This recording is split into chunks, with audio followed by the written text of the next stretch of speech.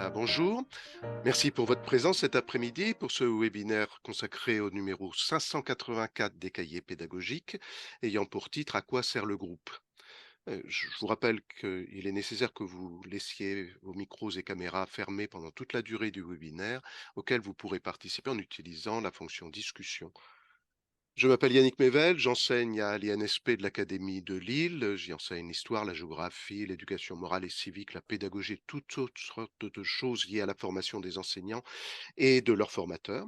Et puis je suis militant du CRAP Cahier pédagogique et directeur de publication de cette belle revue.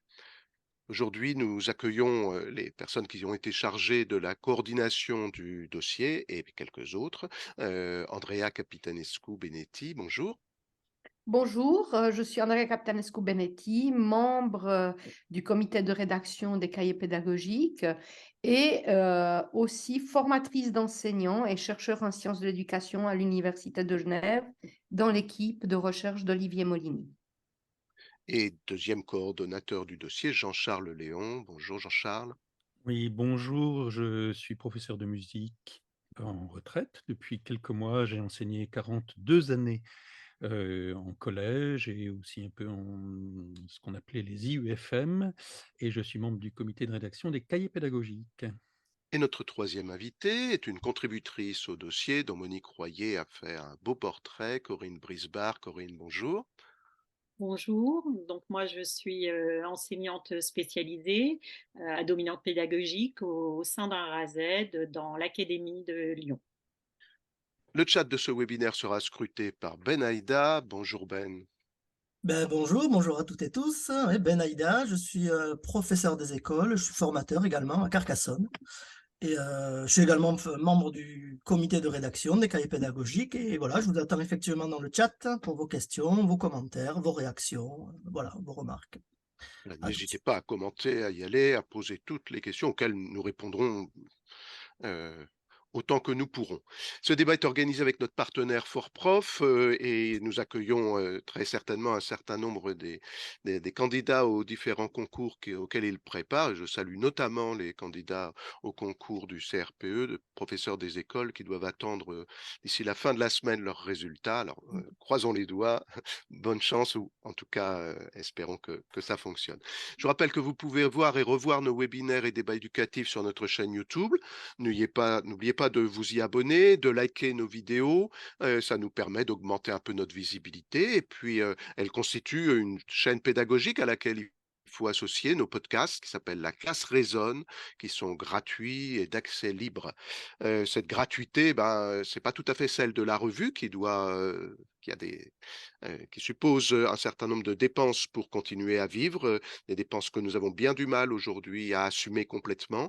Votre soutien par votre présence est déjà très important. Et puis un petit soutien aussi par l'abonnement, par l'achat, par la publicité que vous pouvez faire à notre revue est également le bienvenu. Et vous pouvez même faire des dons ponctuels en allant sur notre site internet. Voilà pour la première page de publicité, qui j'espère ne sera pas trop lourde. Nous allons maintenant entamer la discussion autour de ce dossier. À quoi sert le groupe? C'est le titre du dossier. Pourquoi ce titre pourquoi ce titre-là plutôt qu'un autre, Jean-Charles? Euh, je crois qu'il est important déjà de dire d'où on parle. Moi-même, je suis professeur de musique, comme je l'ai indiqué, ça veut dire que j'ai une grosse expérience de musicien qui a toujours été dans une musique collective. J'ai dirigé des chœurs, j'ai fait partie d'ensembles, j'ai dirigé. Voilà, je suis quelqu'un qui a vécu dans le collectif. Euh, et chacun au cahier pédagogique a aussi un parcours et le mien est parti, de art et culture. C'était le numéro 535, je crois, il y a déjà quelques années. Le suivant a été sujet à émotion que j'ai fait avec, Florence Castinco et je me suis retrouvé avec Andrea, il y a 1 an et demi, puisque c'est quand même un lourd travail ces dossiers, à réfléchir sur ce sujet qui nous importe tous les 2, le groupe. Et nous avons fait le constat que c'est un sujet qui est un angle mort de l'éducation nationale, et des enseignants. Quand je dis groupe, je ne parle pas du travail en groupe. On parle bien de l'entité groupe qui est est quelque chose pas très simple à définir d'ailleurs, on pourra en donner une définition tout à l'heure, mais heu, qu'est-ce qui fait groupe dans la classe? Qu'est-ce qui permet comment fonctionne un groupe? Un groupe, et je ne dis pas un groupe de travail, hein, vraiment, et tout cela, avec des sujets qui doivent s'épanouir. On pourrait même commencer de façon un peu provocatrice. À partir de combien est-ce qu'on est groupe? Et je vous pose la question, alors c'est une question rhétorique, hein, heu, j'ai dit: «À partir de combien, est-ce qu'on est groupe?» Est-ce que c'est le verbe être ou est-ce que c'est le verbe, naître? On est groupe, c'est-à-dire, avant même notre naissance, on est nous-mêmes multiples par les gens qui nous rêvent, les parents, la structure familiale, la structure sociale dans laquelle on va pouvoir s'épanouir.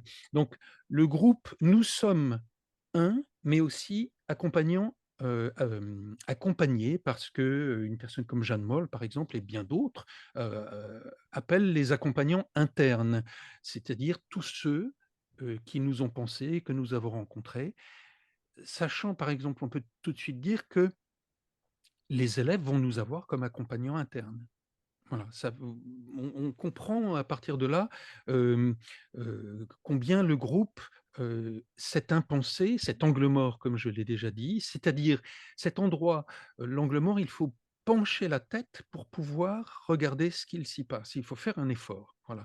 Donc le groupe, peut développer quelque chose, peut permettre au sujet de s'épanouir, peut permettre de penser, peut empêcher de penser, il peut permettre d'apprendre, de grandir, de travailler.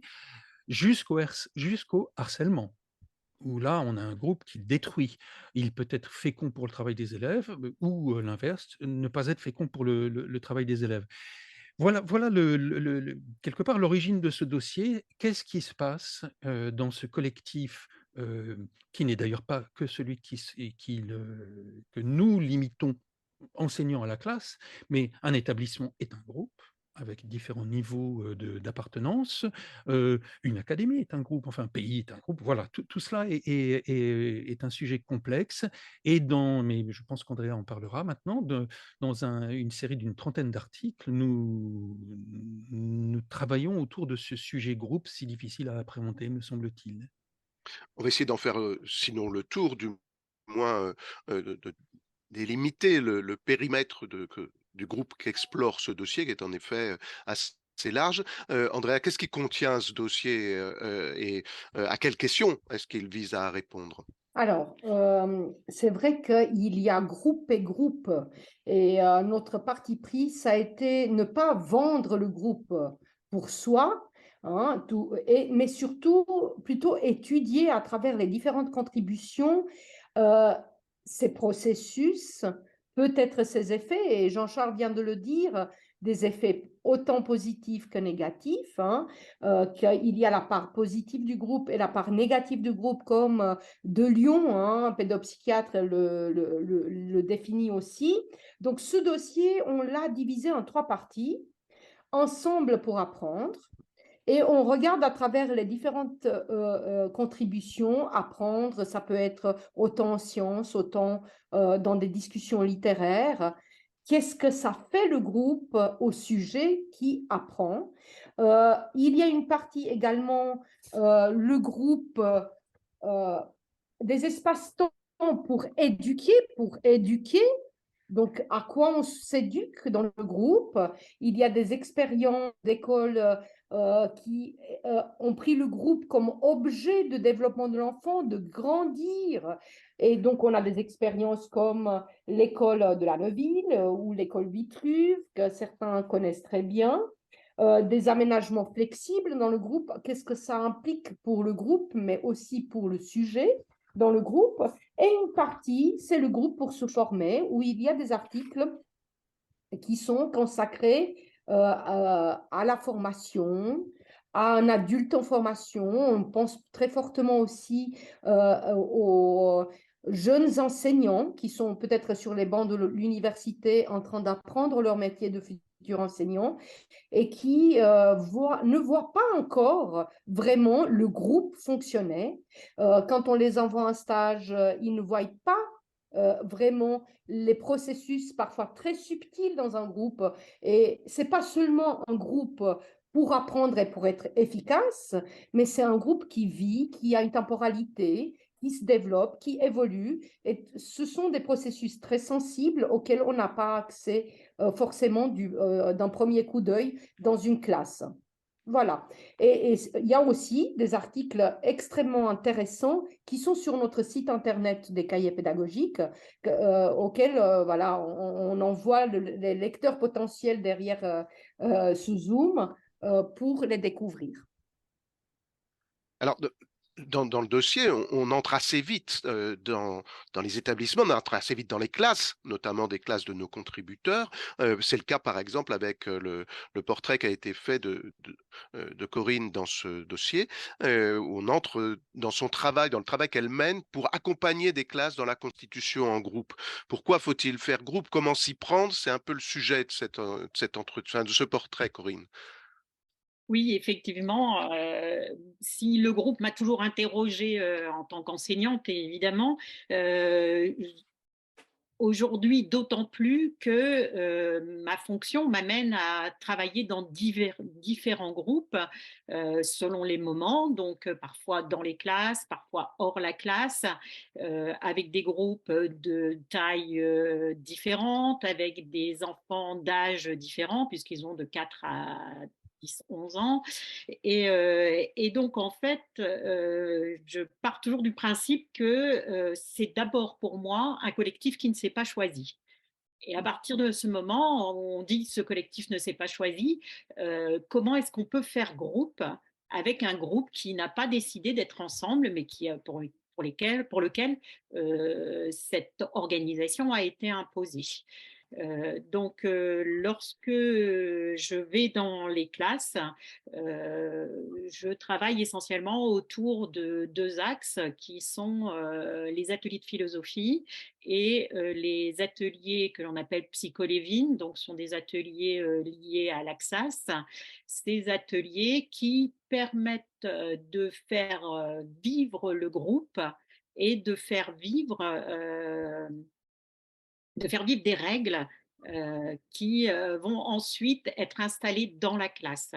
Et lorsque je reçois des élèves dans ma salle, des élèves qui ont été présentés par les enseignants comme des élèves ayant des besoins euh, parce qu'ils ont des difficultés en français, en mathématiques qui sont installées, ma première préoccupation, ce n'est pas leurs difficultés en mathématiques ou leurs difficultés en français, mais c'est bien d'installer le groupe pour que ce groupe puisse fonctionner.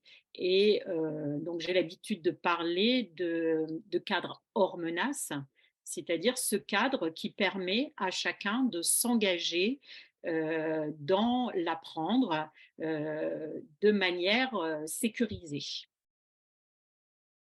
On a commencé déjà un petit peu à répondre à la question: qu'est-ce que le groupe? Qu'est-ce qu'un groupe en milieu scolaire? Parce que c'est déjà beaucoup, de se poser la question dans ce 1er périmètre. Jean-Charles, tu n'as pas 4 heures pour un sujet aussi vaste, mais 3 minutes pour essayer d'affiner un petit peu la définition ou les définitions et les termes qui gravitent autour de ce mot de groupe.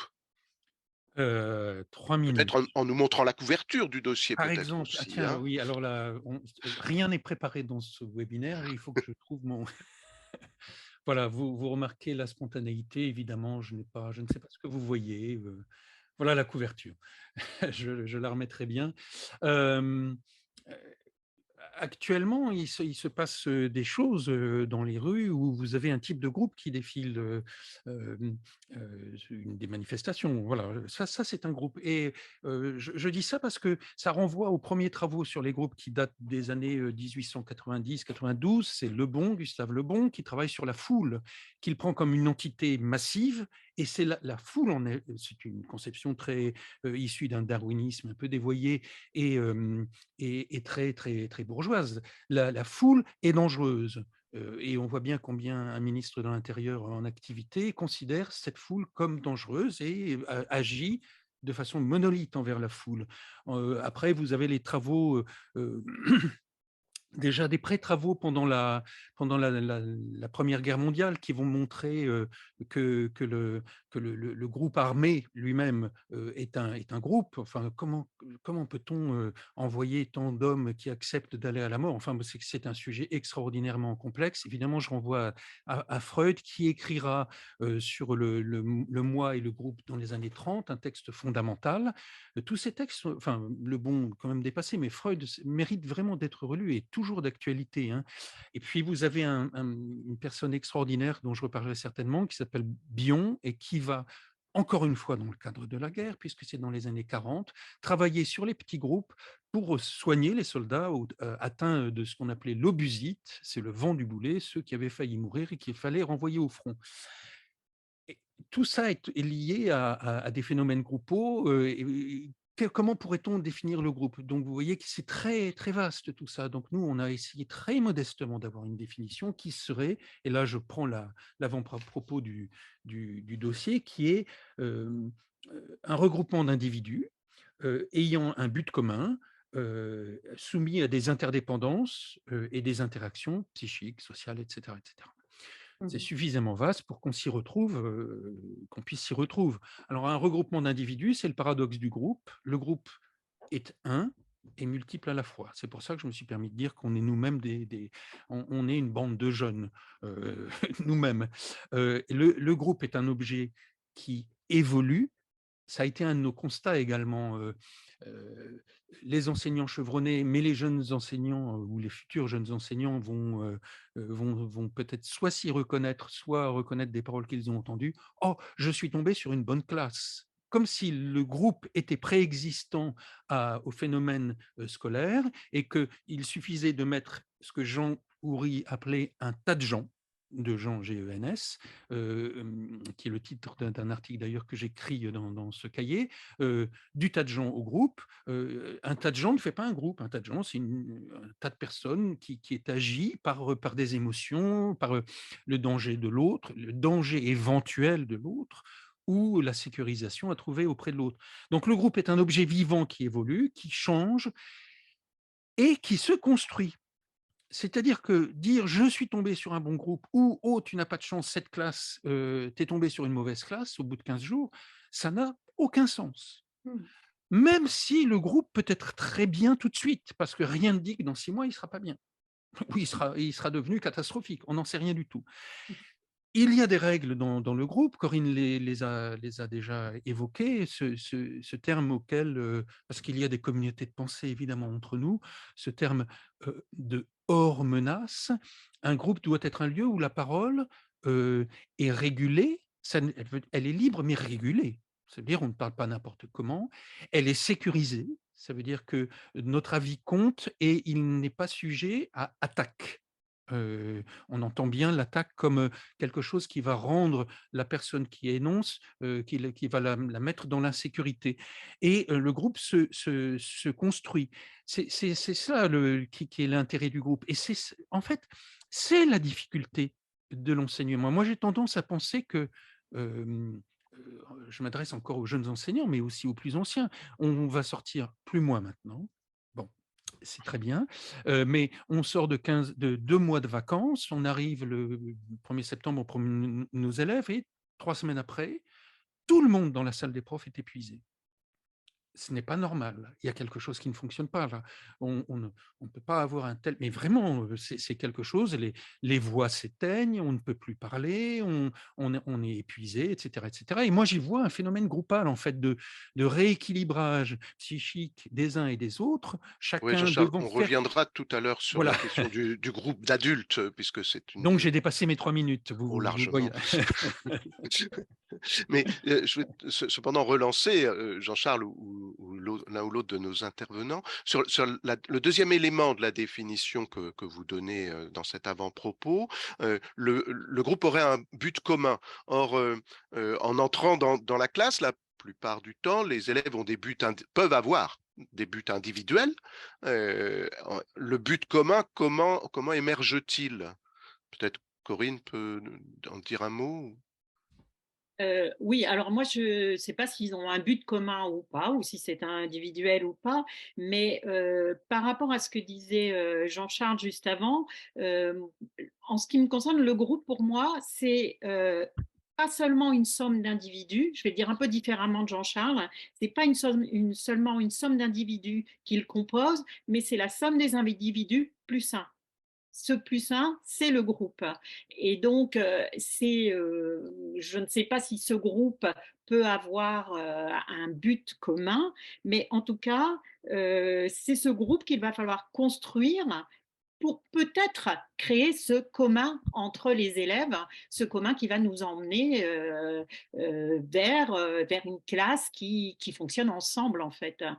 Et voilà ce que je peux dire sur ça.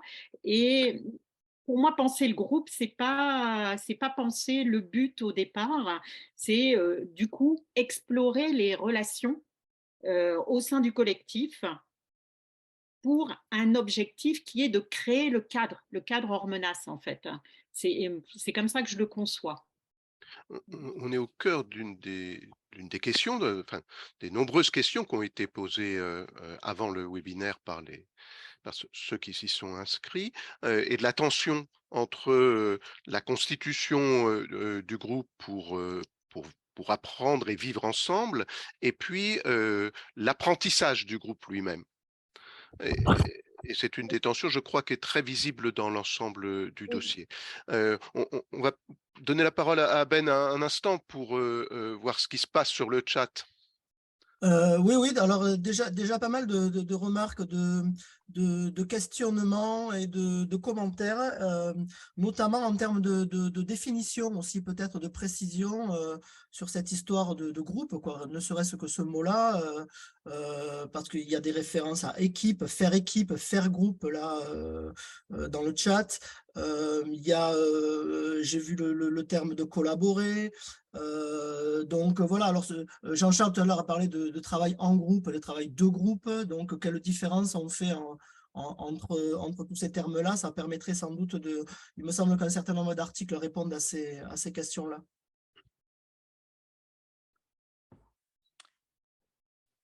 Je sais Parmi pas. Pardon, Oui, vas-y, Jean-Charles. je crois que, encore une fois, cette impensée du groupe, vraiment, je le pense comme ceci, hein, je l'entends comme ceci, fait que on est tout de suite un coup trop loin. Une équipe, c'est au-delà du groupe, en tout cas en tant que tel que je l'entends.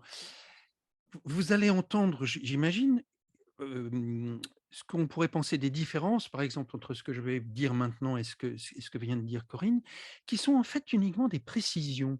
C'est un objet véritablement très complexe et qu'il faut dire c'est un plus, c'est une somme de sujets plus un, c'est absolument magnifique, mais j'utiliserai ça volontiers. C'est une très, très belle image, sauf que le 1 n'est pas quelque chose qui a, par exemple, ce n'est pas une entité psychique, 1. Le groupe lui-même ne peut pas être réduit à une personne qui serait le groupe. Ça reste tout de même un agrégat de personnes qui vont devoir se développer et devenir sujets. J'en reviens très vite à Bion, alors, qui me semble avoir fait une recherche. C'est dans les recherches sur les petits groupes. C'est un texte donc très ancien, enfin très ancien, des années 50. C'est vraiment, il faut lire la biographie de Bion, par exemple, hein, c'est quelque chose qui est remarquable. Et lui dit que chaque groupe a toujours il fonctionne sur une hypothèse de travail qui est l'objectif conscient du groupe. Un enfant qui arrive en cours préparatoire, ses parents lui ont dit « Tu vas voir, tu vas apprendre à lire ». Et consciemment et inconsciemment, il sait qu'il va apprendre à lire. Il va apprendre quelque chose. Quelqu'un qui rentre dans une chorale, il va chanter. Ça, c'est l'hypothèse de travail. Mais cette hypothèse de travail qui met des gens en groupe fait que il y a ce que Bion appelle les basic assumptions, qu'on traduit en français, je ne suis pas certain que ce soit pertinent, les hypothèses de base, qui sont des phénomènes qui surgissent en fonction de ce qui se passe dans le groupe. Et il y a 3 types d'hypothèses de base que Bion définit, et que ce qui est important, c'est que c'est efficient en classe. J'ai vraiment utilisé ces phénomènes en classe, et ces 3 hypothèses sont la dépendance, le couplage, l'attaque-fuite. La dépendance, je dépends du maître. Début de l'année, le maître est là, il est en référence de tous les élèves. Je fais extrêmement rapidement. Vous avez dans le livre que nous avons coordonné avec Sylvain Connac et puis Jean-Michel Zakhartchouk, c'est Construire ensemble l'école d'après. Il y a un article que j'ai écrit avec Pierre de Lyon là-dessus et qui va dans le détail.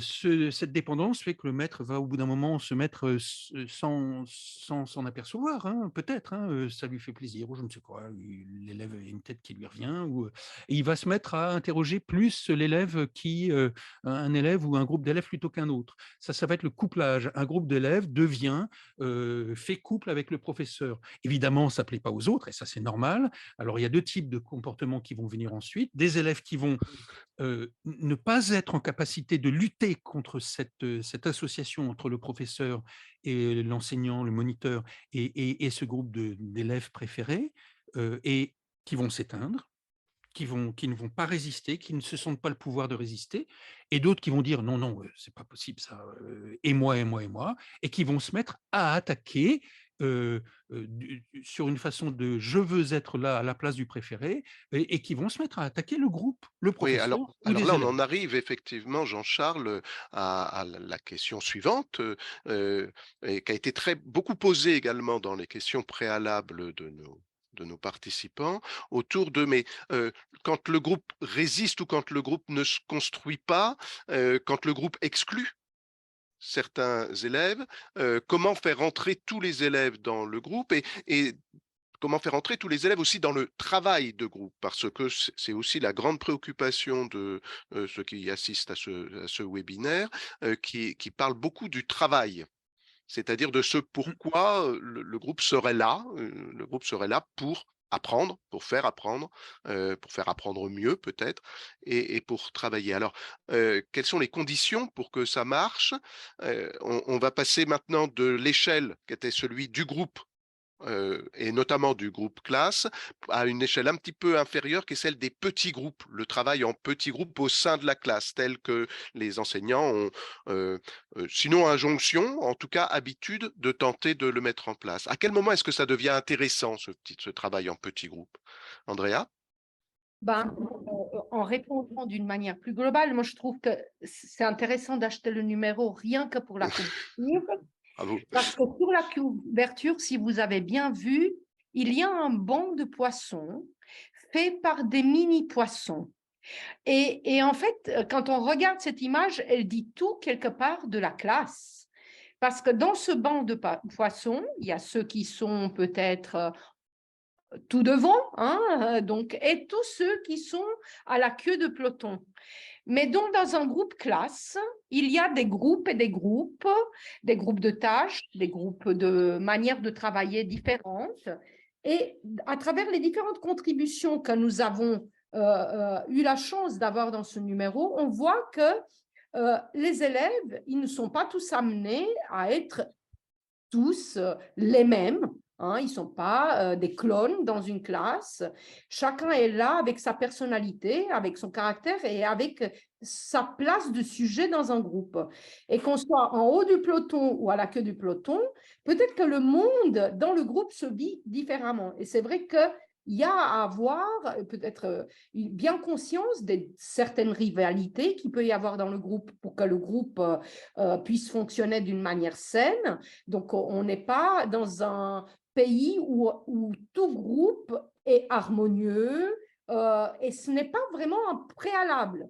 Donc, si on veut vraiment travailler avec le groupe, il est là tel qu'il est.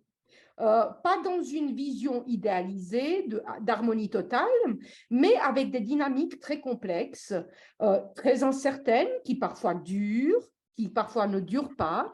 Mais en tant qu'enseignant dans le groupe, ben, on doit devenir un peu observateur et non pas surveillant des différents mécanismes du groupe, mais plutôt un observateur actif de ce qui se passe dans le groupe et comment les élèves peuvent évoluer dans un groupe. Dans les contributions que nous avons dans ce numéro, on voit un peu les préalables, mais plutôt dans la mécanique ou les techniques des enseignants. Donc, qu'est-ce qu'ils font? Ils structurent le groupe, ils mettent en place des règles, ils mettent en place des régulations, des médiations entre les élèves et les adultes. Ils mettent en place aussi parfois des rituels. Donc, ils mettent en place parfois même une évaluation réciproque entre enfants, mais ils préparent, il y a de la préparation au groupe et au travail de groupe. La question qui se pose et qui était aussi dans le chat, c'est la question de l'efficience du groupe. Quelque part, est-ce que ça promet quelque chose? Si on est déjà en groupe, est-ce que ça promet des apprentissages plus réussis? En tout cas, un groupe qui fonctionne est un groupe qui devrait, grosso modo, ne pas empêcher les apprentissages. Mais donc, il faut déjà voir les mécanismes qui sont à l'œuvre. On sait très bien que le groupe est efficace, et là, il y a un article de Bruno Robb là-dessus qui nous rappelle avec force que lorsqu'on met les élèves devant des situations complexes, des situations problèmes, là, il y a plutôt intérêt à mobiliser le groupe et à travailler le groupe. Mais mobiliser le groupe pour des tâches qu'on peut faire toute seule où il n'y a pas d'interdépendance, peut-être que ce n'est pas la meilleure chose à faire. Et dans la question du dessin, hein, de notre représentation du banc de poisson sur la couverture de notre numéro que vous aurez bientôt dans les mains, ben, on voit bien qu'il y a des rythmes différents et que tous les enfants n'ont pas les mêmes rythmes, même face à leur positionnement dans un groupe, à comprendre ce qu'ils vivent dans un groupe et s'ils veulent être dans le groupe, s'ils veulent avoir de la confiance dans le groupe ou pas, hein, de s'autodéterminer, mais tout ça dans un cadre déjà préétabli et structuré par l'enseignant. Donc, les processus, on peut étudier le groupe autant par des processus très, très subtils et très complexes, mais aussi par les effets. Et c'est vrai qu'il peut y avoir des effets qui sont désastreux, qu'on connaît aujourd'hui de plus en plus du harcèlement. Et on voit aussi que le groupe, parfois, dépasse les limites des murs de la classe, les groupes continuent sur les réseaux sociaux, au-delà des murs de l'école, etc. Et que les enseignants et les professionnels de l'éducation sont amenés aussi à avoir des groupes plus larges que quelque part le sanctuaire, comme on disait, de l'école ou des murs de l'école qui protégeaient les enfants, enfin protégés, hein, avec beaucoup de guillemets, les enfants du monde des adultes ou du vrai monde. Donc on voit bien que ces questions de frontières du groupe peuvent se poser vraiment à des différents niveaux, au niveau des apprentissages stricto sensu, de la classe, de l'établissement scolaire, mais au niveau des réseaux, hein. Qu'est-ce que c'est un réseau? C'est aussi une sorte de groupe, par exemple. Tout à fait. Et pour être encore plus pragmatique et répondre à certaines des questions qui nous ont été posées, parmi ces questions, il y a celle toujours de l'organisation du travail et notamment du moment de la constitution de petits groupes de travail. Comment répartir les élèves dans les petits groupes de travail? C'est une des premières questions qu'on se pose quand on débute dans la mise au travail des élèves en groupe. Et la question se pose très tôt, dès la maternelle, de la constitution des petits groupes. Corinne, par exemple, en maternelle, tu as eu des expériences de cette constitution? Oui, alors avant d'être enseignante spécialisée, j'étais formatrice et ce qui m'avait frappée, c'est lorsque j'allais dans des classes où je constatais que des enfants de maternelle ne se connaissaient que par le nom du groupe rouge, du groupe bleu, etc. Et que ce groupe bleu et ce groupe rouge passaient la journée donc ensemble, sans jamais se croiser. Et les enfants ne se connaissaient pas les uns les autres et c'était pour moi très étonnant d'entendre des enfants qui ne connaissaient pas le prénom d'autres élèves de leur classe. Et donc par rapport à ma propre classe de maternelle, j'étais amenée à réfléchir autour de cette question de groupe, notamment au départ autour des groupes de langage, bien sûr, puisqu'on est en maternelle.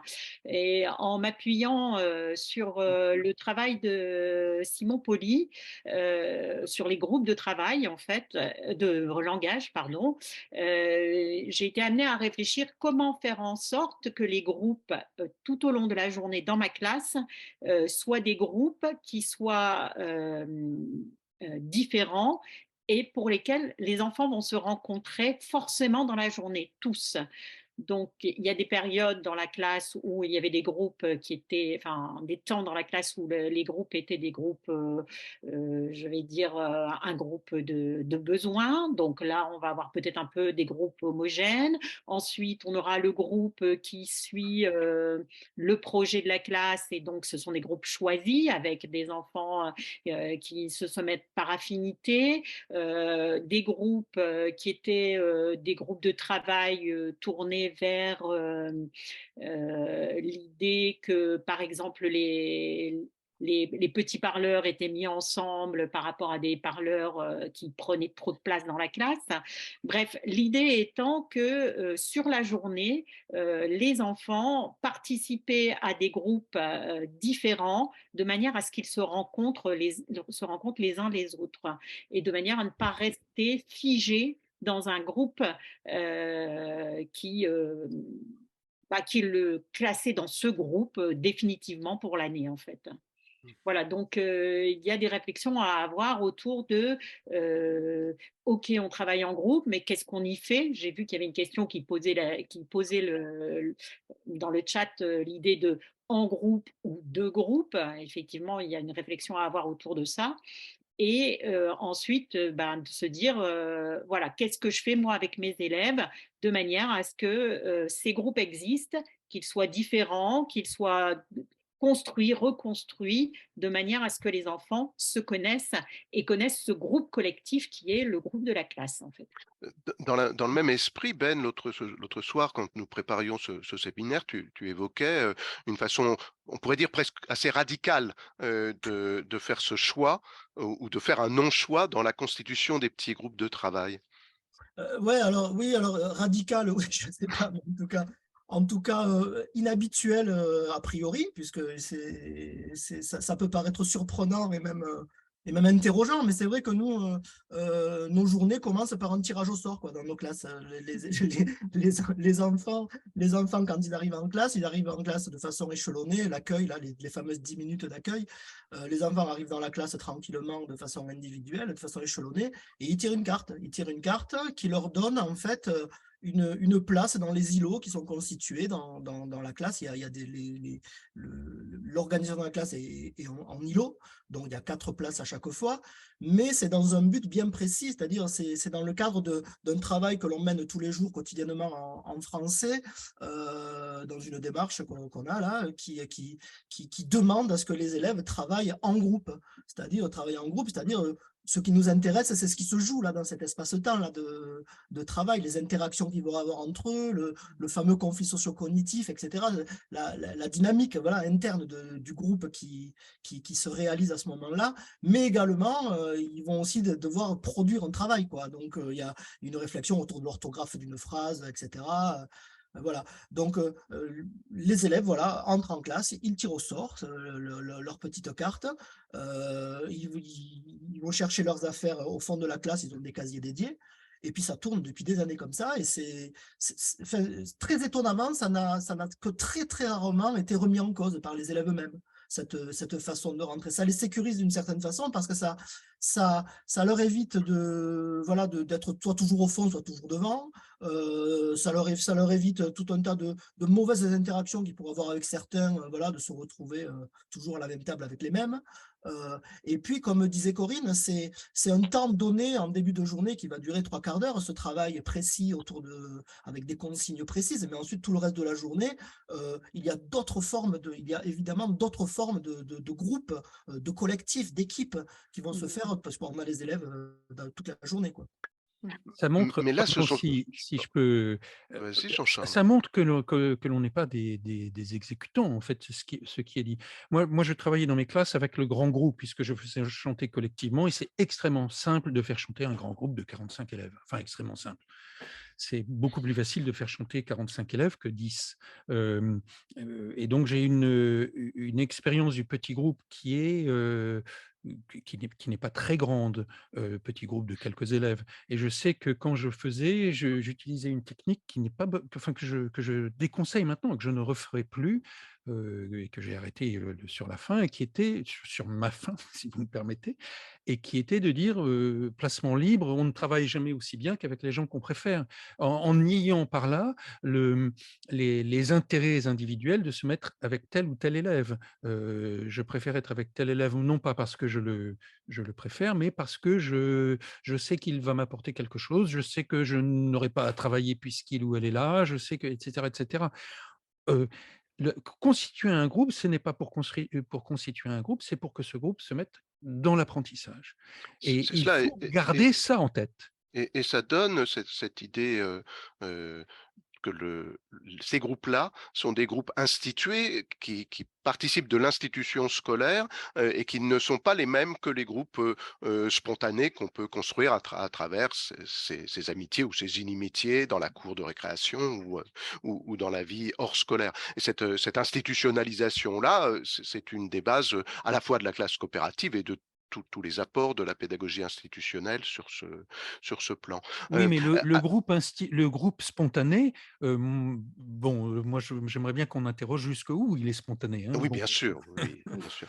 Alors, Je peux revenons encore. intervenir? Oui, bien sûr, je t'en Oui, prie. ben, sur cette question de la composition des groupes qui est éminemment pratico-pratique, mais très importante, voilà, si on est enseignant stagiaire et on va observer une classe durant une semaine de travail chez son formateur ou son mentor de classe, on voit en fait aujourd'hui que les enseignants sont assez attentifs à cette question de ne pas assigner un élève à un groupe en particulier, mais de différencier les manières de composer les groupes durant le programme scolaire, durant une semaine de travail. Mais cela, en tant que formatrice, je le vois aussi qui reste un impensé ou un invisible, par exemple, pour les stagiaires que je suis. Ils sont dans des classes qui fonctionnent bien, mais ils n'arrivent pas, par exemple, mes étudiants, à voir parfois pourquoi tel ou tel groupe a été constitué, dans quel but il a été constitué. Et là, je trouve qu'il y a un enjeu fort de formation pour les futurs enseignants, pour vraiment constituer des groupes, ne pas seulement les vivre d'une manière spontanée, hein, mais parce que je suis dans la classe et je vois comment les élèves travaillent, mais de dire, mais derrière, il n'y a pas que des groupes assignés, il n'y a pas que des groupes affinitaires, il y a des différentes combinatoires, et dans quel but? Et c'est vrai que ces questions, ces dilemmes-là pour les enseignants, ils se les posent en début d'année. Faut-il d'abord constituer un groupe en début d'année avant de commencer, quel que soit dans les apprentissages? Et on voit bien que les choses sont bien plus imbriquées et plus complexes, parce que même les enseignants avec lesquels j'ai travaillé, ils disent, je vais faire un tour sur le lac en bateau avec les enfants pour constituer le groupe classe. Et ensuite, on rentre dans des vrais apprentissages. Mais quand on regarde la chose de plus près, on voit que les vrais apprentissages commencent dès le premier pas mis sur le bateau. Et donc, ensemble, on part pour faire groupe. Mais il y a aussi un côté métacognitif qu'on dit, nous, dans le jargon, c'est-à-dire, on demande aux enfants, mais qu'est-ce qui s'est passé pour toi quand tu es rentré dans ce groupe? Qu'est-ce que tu as appris de neuf ou pas? Qu'est-ce qui t'a empêché? Ou qu'est-ce qui t'a ouvert à d'autres choses? Ou qu'est-ce qui t'a fait peur? Je pense que ce travail-là, il est encore à faire. Dans le chat, j'ai vu que le groupe prend beaucoup de temps, comme le groupe des adultes, à se constituer, à avoir des interactions peut-être fécondes, peut-être, je dis peut-être, parce qu'il faut aussi prendre en compte qu'un groupe peut aussi dysfonctionner, qu'il est en travail, qu'il est en évolution. Et c'est vrai que nous n'avons pas encore assez de temps pour travailler sur le groupe en lui-même en tant qu'objet de formation. Et ça, je trouve que là, il y a un vrai objet. Dans ma vie d'enseignante, ce que j'avais dans la formation initiale, on avait lu très religieusement les ouvrages de Mérieux sur les différents groupes, les différentes pédagogies, qui nous faisaient en fait rentrer dans une culture pédagogique du groupe avec les différentes manières de considérer le groupe. Aujourd'hui, ça c'est largement un impensé, et c'est pour ça c'était l'objet en fait de notre On va y dossier revenir, oui. pour le mettre sur la table. On va y revenir dans le dernier temps de ce webinaire, le temps qui passe très très vite, sur la question de la formation, de nos formations au groupe. Avant, on pourrait peut-être faire, enfin, c'est pas une petite pause parce que je suis certain qu'il y a un lien très direct avec ce dont il était question tout à l'heure. On a l'habitude dans ces webinaires de projeter l'un des dessins sur ce numéro. C'est Dominique Mutiot qui a illustré le numéro de quelques dessins qui font un petit pas de côté avec la thématique. Jean-Charles, si tu peux nous le projeter, merci. Et puis, puisque tu le fais, Jean-Charles, tu as quelques secondes hein, pour réagir et commenter ce dessin. Donc, prendre une feuille A4, moi j'aime beaucoup bon, évidemment, on va voir le jeu de mots. Je remarque tout de même que ce dessin est parfait puisqu'on a un dessin les deux gens sont représentés. Il y a même un enfant de couleur. Voilà. Ce qui est curieux, c'est qu'il reste tourné vers l'enseignante. Ce qui prouve qu'elle fait, c'est presque un format A5, quoi. L'enseignant et l'enseignante fait partie du groupe. On appelle ça le moniteur. Si on lit Bion, par exemple, l'enseignant fait partie du groupe et il est vain de vouloir penser qu'on ne fait pas partie de la classe. D'où une fonction qui est, et je vais aller très très vite, je te rassure Yannick, une fonction qui me paraît extrêmement importante, la capacité que représente ce dessin de l'enseignant de se regarder être dans le groupe. C'est ce que Pierre de Lion appelle la fonction -1, c'est-à-dire la capacité de se mettre en arrière, mais vraiment de se regarder agir. Ça ne se fait pas tout de suite. Hein. Moi, j'ai mis des années, des dizaines d'années à réussir à le faire. Qu'est-ce qui est en train de se passer? Et toujours pour citer Jean Houry, qu'est-ce que je fous là? Non pas dans le sens où j'ai envie de m'en aller, parce que c'est une phrase type de Jean Houry, mais dans le sens où comment est-ce que je suis dans le groupe? Qu'est-ce que j'amène? Quelle est mon éthique? Qu'est-ce que je suis en train de faire? Où est-ce que je suis en train de blesser? Où est-ce que je suis en train de ne pas faire mon métier, etc., etc. Et je trouve On que ce laissait un dessin est petit très peu pour les réussi. commentaires des autres, Oui. Jean-Charles. Corinne. Moi, ce que je trouve intéressant, parce que ça parle de ma pratique, c'est le malentendu. Les malentendus qui font que les enfants se construisent des idées sur ce qu'on leur dit ou se construisent ce qu'on appelle dans mon jargon des théorèmes personnels qui les amènent parfois à ne pas réussir à l'école. Et donc là, évidemment, c'est plutôt sympathique puisque ça nous amène à parler du groupe, mais ça parle bien des difficultés des enfants et cet impensé du groupe, il est aussi impensé pour les enfants et ça pose problème. Ben? Oui, moi j'aime bien, je le trouve très enthousiasmant ce dessin parce que il montre bien que en fait cette intention qu'a l'enseignante de faire travailler les élèves en groupe, eh ben, elle est réussie quoi, puisque c'est devenu un automatisme chez eux et qu'ils y ont pensé spontanément quoi, voilà, à cette dimension de travailler ensemble quoi. Donc je trouve ça assez intéressant. Ils travaillent ensemble au sens où ils portent la feuille ensemble, c'est ça? C'est ça. Andrea? Alors, ce dessin, il me fait fortement penser au jeu du parachute, qui fait partie un peu des stocks des jeux coopératifs, où le parachute est tenu par l'ensemble de la classe et aussi par les adultes. Et si un seul enfant ne tient pas bien le parachute ou un bout du parachute, du coup, celui qui est au centre du parachute tombe par terre. Donc, c'est une image un peu symbolique pour montrer que on fait tout ce qu'on peut dans une classe à géométrie variable pour que le groupe tienne. Et cette interrogation est portée par certains textes qui montrent qu'il y a souvent des dilemmes pour les professionnels, à tenir le groupe ou tenir l'individu dans le groupe.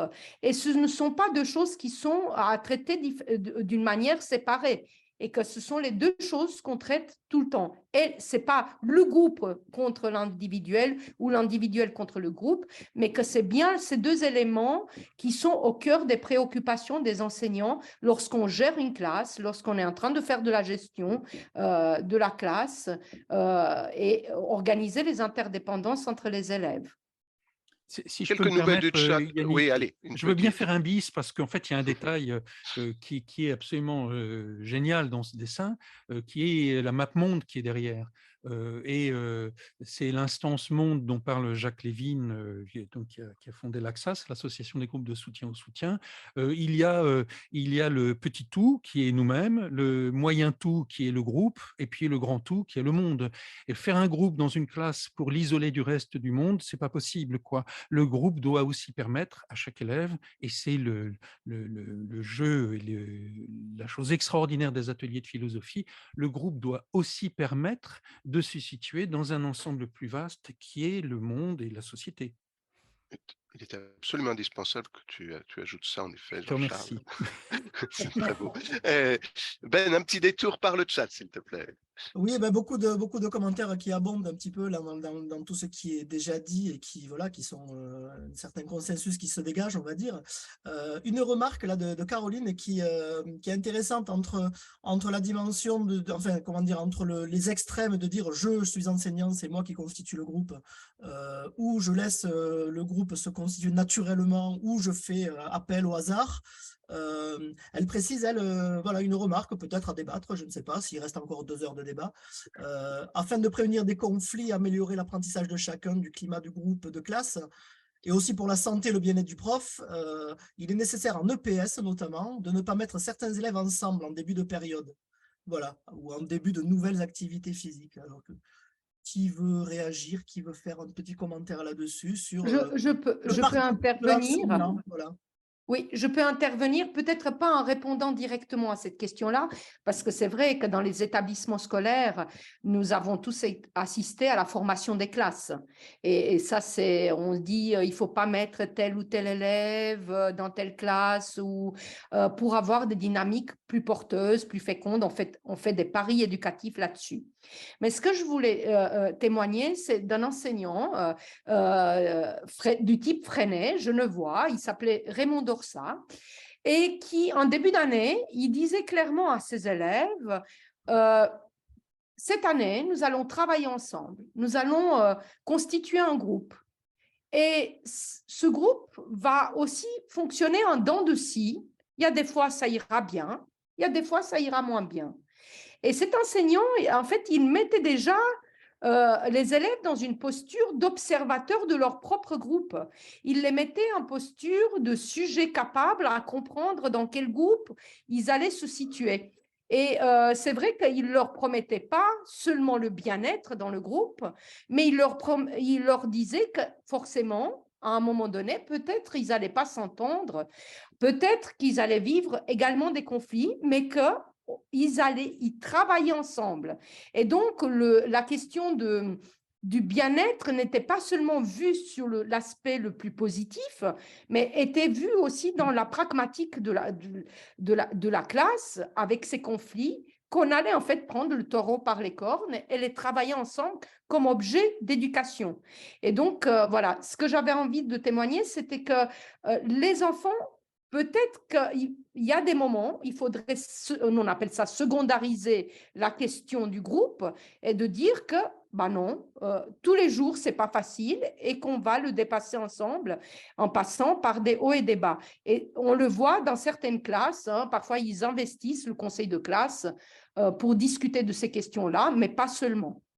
Mais comme la question qui était posée renvoie aussi au rythme, et en particulier au rythme dans l'année et au début d'année. Est-ce qu'il ne vaut pas mieux se donner toutes les chances d'avoir des premiers moments qui soient satisfaisants, et puis ensuite d'aller dans les choses un petit peu plus compliquées de la vie du groupe lorsqu'elles se produiront, et puis au fil de l'année, de façon à instaurer cet état, sinon de bien-être, du moins de relative sécurité qu'offrirait le groupe à ses débuts. Jean-Charles? Je crois qu'il faut un groupe, ça grandit, enfin bon, ça grandit et ce que tu viens de raconter, Andrea, m'a rappelé quelque chose que j'ai étrangement occulté, et que j'ai pourtant pratiqué des nombreuses années, était, et de façon un peu paradoxale par rapport à ce que j'ai dit sur le 1 qui correspond au groupe, de dire en début d'année: «Voilà, vous êtes une classe et vous êtes, vous êtes un groupe et ce groupe, on va le considérer comme un enfant et nous allons, au fur et à mesure de nos conseils d'élèves», je parle des conseils d'élèves là de type, pédagogie institutionnelle ou Freinet, hem, heu, essayer de comprendre si ce groupe, cet élève, cette personne qui nous comprend tous, grandit bien. Puisque vous allez aussi grandir d'un an et les élèves en conseil d'élèves, disaient, «Le groupe grandit bien. Ah, en ce moment, le groupe ne grandit pas bien. Pourquoi? Bah, parce que» alors ils étaient obligés de verbaliser. Bah, par exemple, on se moque tous les uns des autres et on ne parlait pas d'un cas particulier. Du coup, c'était l'ensemble de ce groupe symbolisé par cet élève. Tous les cas sont particuliers. Ce groupe enfant qui grandit bien, heu, enfin, je veux dire, c'est d'une complexité, extraordinaire qui fait que on ne vous a pas donné de méthode. Ça n'existe pas. Moi, nous ne sommes pas des exécutants et les jeunes collègues qui entrent dans la profession, méfiez-vous de ça. Heu, vous êtes vous-même quelque chose qui fait que votre façon d'agir ne sera pas la même, que telle autre personne.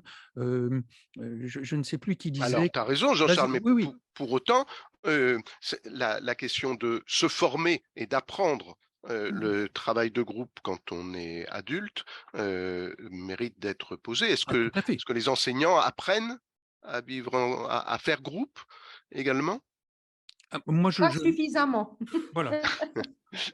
Je vais vous donner successivement la parole l'un et l'autre. Andrea, peut-être, pour démarrer. Ben, ce qu'on observe avec mes collègues formatrices, c'est qu'on a besoin de formation au groupe, comment se constituer des groupes. On peut voir que certains étudiants qui deviennent enseignants, qui ont un peu roulé leur bosse, soit dans des associations sportives, soit en gérant des groupes de musique, etc., on voit qu'il y a déjà certains gestes professionnels qui sont à l'œuvre. Il y a une institutionnalisation des règles, il y a des moments de parole, il y a des moments on appelle ça de métacognition, de discuter de ce qu'il dit Jean-Charles, discuter de comment ça fonctionne ce groupe, comment on aimerait qu'il fonctionne ensemble. Il y a des médiations, etc. Donc, on voit qu'il y a certains gestes professionnels. Et on voit aussi qu'il ne manque en fait parfois des moments de formation au groupe et ne pas le prendre juste comme un contenant, comme un donné. Et il y a besoin à observer les groupes, comment ils agissent, aussi le temps pour les vivre, pour pouvoir s'observer soi-même en tant qu'adulte au sein du groupe. Donc l'image que vous nous avez montrée avec cette enseignante en dehors de cette feuille de A4, elle fait quoi? Elle observe ces jeunes dans le groupe. Et parfois, on est au four et au moulin, comme dirait Huberman, et on n'arrive pas du tout à observer le groupe et à s'observer soi-même. Peut-être qu'on est un peu trop pressé comme adulte dans un groupe. Peut-être que le processus de constitution de groupe n'est pas pris en compte. On va vite en besogne parce qu'on est tous serrés par des évaluations, par les cadences du programme, etc., pour des bonnes raisons. Mais du coup, la vie du groupe, elle a un autre rythme que celui qui est dans l'école et qu'on doit en prendre compte. Et je pense que oui, il y a besoin de formation. Il y a besoin de formation pour ne pas prendre le groupe seulement dans les plus beaux aspects ou dans un côté idyllique, mais vraiment comme un groupe à prendre en compte, à travailler longuement, d'une manière assidue, même quand il est en dents de scie. Dans le dossier, il Oui. y a plusieurs articles qui traitent de la formation, de la co-formation aussi au groupe et notamment plusieurs textes qui disent comment c'est à travers une recherche collaborative entre enseignants et chercheurs, par exemple, c'est à travers des temps de concertation que ou leur propre expérience de vie. Tu le disais, une chorale, que les enseignants se forment. Est-ce qu'il y aurait forcément isomorphisme entre les groupes d'adultes et ce que l'on apprend en travaillant en groupe d'adultes et puis ce que l'on va faire ensuite, ce qui nous sera possible de faire avec des groupes d'enfants? Je Ben, pense que au ah moins pardon, essayer. Je te vas-y, donne la vas-y, vas-y. parole. Au moins essayer. C'est vrai que l'exercice de l'isomorphisme, une collègue qui a travaillé sur son texte a montré cette manière de faire, peut être une avancée. Et c'est vrai aussi que les jeunes enseignants sont vraiment beaucoup, là où je vois dans le chat, beaucoup dans le faire. Oui, c'est vrai. Ils sont très préoccupés par l'ordre scolaire dans la classe, par la discipline. Et donc, c'est vrai que la question de l'observation ou s'observer soi-même en tant que futur enseignant est un challenge. C'est pour ça qu'il nous faut des formations qui donnent encore cet espace de l'observation du groupe, l'observation de la classe et parfois un retrait, on dit faire un pas de côté pour pouvoir observer les groupes naissants ou en marche pour comprendre de plus en plus les dynamiques, qu'elles soient bonnes, mauvaises, etc. Mais que la fonction de l'observation en formation, on ne devrait pas la perdre au profit de l'activisme en classe. C'est-à-dire qu'on a Jean-Charles. là, sur l'isomorphisme, donc ça voudrait dire que si l'on vit quelque chose en groupe, on serait naturellement capable de le reproduire dans un autre groupe. J'y crois relativement peu s'il n'y a pas une forme d'abord un apport théorique et un apport, comme tu viens de dire, méta, quoi. Il faut réfléchir, que s'est-il passé? Et ça, par exemple, on a un article de Françoise Beauté-Alain sur le chef d'établissement qui n'est pas si seul.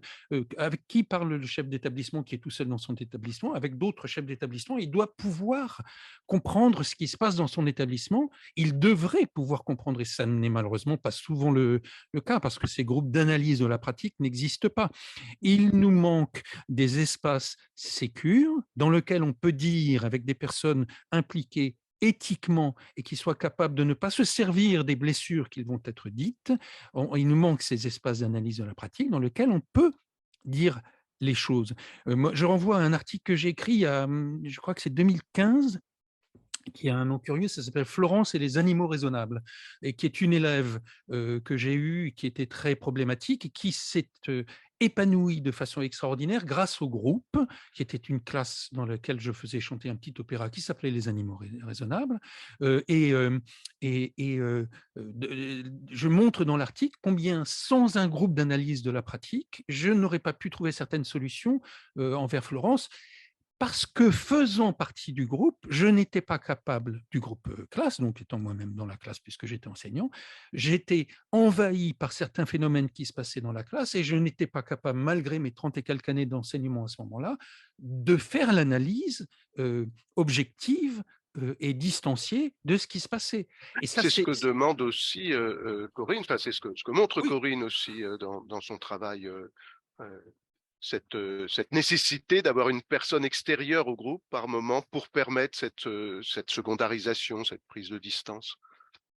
Oui, lorsque j'interviens dans les classes, bien sûr, l'enseignant est présent et donc c'est pour lui l'occasion de regarder son groupe différemment, de regarder son groupe fonctionner. Alors, fonctionner différemment puisque je suis dans la classe, donc à partir du moment où on introduit un élément dans un groupe, on modifie ce groupe, ça il faut en être bien conscient. Mais quoi qu'il en soit, l'enseignant peut observer ses élèves au travail avec un autre enseignant et peut regarder et poser des mots différents sur le comportement des enfants dans la classe. J'avais fait tout un travail avec une enseignante qui avait tendance à, oui, à parler des enfants qui posaient problème, qui levaient le doigt, qui ne savaient, alors qu'ils n'avaient pas la réponse, qui faisaient n'importe quoi. Et par ce travail, j'avais pu l'amener à regarder les élèves comme étant, ayant des pratiques positives, c'est-à-dire que l'enfant qui continue à lever le doigt, d'abord, il continue à vouloir que l'enseignante pense de lui que c'est un élève intéressé, mais en plus, l'élève qui lève le doigt, c'est aussi celui qui parfois imite ce qu'il pensait être la bonne pratique parce qu'il regarde les élèves qui fonctionnent bien et qu'il voit qu'ils lèvent le doigt, donc lui lève le doigt. Et ça n'est pas à mettre en négatif par rapport à l'enfant, c'est au contraire quelque chose de très positif. Et lorsqu'on est deux enseignants dans la classe, ce travail permet de regarder le groupe fonctionner différemment et donc effectivement de modifier sa pratique par rapport à ce groupe, quoi, en fait. C'est un des intérêts de la co-intervention. Il nous reste très peu de temps pour faire un dernier petit tour. Vous avez chacun 30 secondes pour répondre à l'ultime question. Si vous aviez un petit conseil très pratique ou très général, mais juste une petite chose à donner à des enseignants débutants, ceux parmi nous là qui vont commencer à la rentrée prochaine en responsabilité pleine et entière de leur classe, qu'est-ce que vous leur diriez sur ce sujet? Corinne, puisque tu avais la parole. Alors, moi, je dirais que avant de vouloir mettre des élèves en groupe, parce que c'était quand même une question importante, c'est de réfléchir à ce groupe en début d'année, à ce groupe classe, et de réfléchir à comment mettre en place les règles pour que ce groupe fonctionne. C'est la condition essentielle pour que après les petits groupes puissent fonctionner. Les règles doivent être instaurées, sinon ça ne fonctionne pas. Jean-Charles? Un seul conseil, c'est pas possible pour moi, mais bon, je vais essayer. Je Il y t'arrêterai au a premier alors. Non, mais il y en a plein. Il y a la logique de l'autre, quoi. Dans un groupe, il y a des élèves qui agissent et qui ont, quel que soit, enfin, ce que vient de dire Corinne sur l'élève qui lève la main pour ne rien dire, c'est pas un élève qui raconte n'importe quoi. C'est un élève qui veut répondre. Et si on donne l'une ou l'autre des réponses, si on des points de vue sur cet élève, on ne voit pas le même élève. Donc, n'ayez pas de certitude. Posez-vous des questions et par exemple, refusez de dire du mal collectif. Voilà, refuser de dire du mal d'un élève ou d'un groupe hors d'un cadre institué et régulé. Voilà, moi je dirais ça, parce Il est que très beau la celui-là. salle des profs n'est pas un groupe sécure. Andrea? Alors, ne pas assigner un élève à un groupe, juste par confort quelque part, hein, parce qu'on veut faire des sous-groupes, etc. Parler avec les élèves, nous on appelle ça secondariser, de leur présence dans tel ou tel groupe, de ce qu'ils vivent dans tel ou tel groupe, parce qu'on comprend beaucoup de choses et ça nous donne aussi beaucoup d'outils ensuite pour réguler et rester en marche, rester en mouvement avec le groupe classe. Ben? Disons que qui dit groupe dit interaction, qui dit interaction dit parole. Moi, ce que je préconise chaque fois à mes jeunes collègues quand ils démarrent, c'est de mettre en place tout de suite un système qui relève du cadre, hein, de prise de parole qui soit efficient pour que chacun puisse s'écouter. Voilà, apprendre les uns et les autres à s'écouter.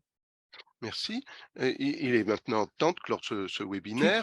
Tu peux dire juste une petite chose, c'est que c'est un dossier éminemment international, puisque Andrea nous parle de Genève, qu'il y a des auteurs qui viennent de plusieurs pays. On a fait groupe large, on a fait groupe monde, puisqu'on a même des expériences qui se passent aux États-Unis, au Québec, je crois, Oui, en Québec, Oui, Belgique, oui. en Suisse, en est-ce que j'en Belgique. oublie? En Belgique, en Suisse, voilà, en France, dans le sud avec un accent de Carcassonne, voilà. Et ça, c'était génial à faire. Ça, c'était formidable. C'est vrai, c'était vraiment génial. Eh ben, on remercie donc d'abord ceux qui l'ont rendu génial, ce dossier, les coordonnateurs et les participants à ce webinaire, nos partenaires de ForProf, ceux parmi vous aussi, parmi tous ceux qui ont assisté ici en direct et qui assisteront en différé sur notre chaîne à ce webinaire. Merci aussi à Assa, que je n'ai pas nommé, mais qui fait un travail considérable ensuite pour récupérer l'ensemble des contenus et l'offrir à nos abonnés à la chaîne. Je vous rappelle qu'il existe également une bibliographie commentée, une cytographie qui comprend des références que vous trouverez également sur le site des cahiers pédagogiques. Les cahiers pédagogiques sont une revue associative, elle paraît par le travail important de nombreuses personnes, des salariés, des militants, l'un n'empêchant pas l'autre d'ailleurs. Et votre soutien est fondamental pour nous, je le disais en débutant, soutien par votre présence qui est déjà très largement suffisante pour nous réchauffer le cœur, mais aussi un soutien qui peut apparaître dans l'adhésion, dans la participation à la vie de l'association et de la revue. Faites adhérer vos établissements, faites-les autant que possible s'abonner et puis rejoignez-nous tout simplement. Notre prochain webinaire, la date n'a pas encore été fixée, mais il faut pour s'en aviser, scruter régulièrement notre site pour avoir toutes les informations.